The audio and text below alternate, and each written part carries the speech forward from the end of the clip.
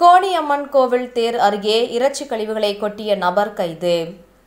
கோவை ராஜவீதி கோணியம்மன் கோவில் தேர் அருகே இறைச்சி கழிவுகளை கொட்டிய இறைச்சி கடை உரிமையாளர் முகமது ஐயாஸ் என்பவரை போலீசார் கைது செய்து விசாரணை நடத்தி வருகின்றனர்.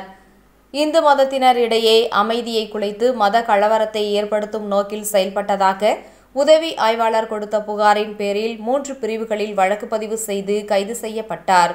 காந்தி பார்க் பகுதியில் இருந்து இருசக்கர வாகனத்தில் இறைச்சி கழிவுகளை எடுத்து வந்து ராஜவீதியில் தேரின் அருகில் இறைச்சி கழிவுகளை வீசி சென்றுள்ளார்.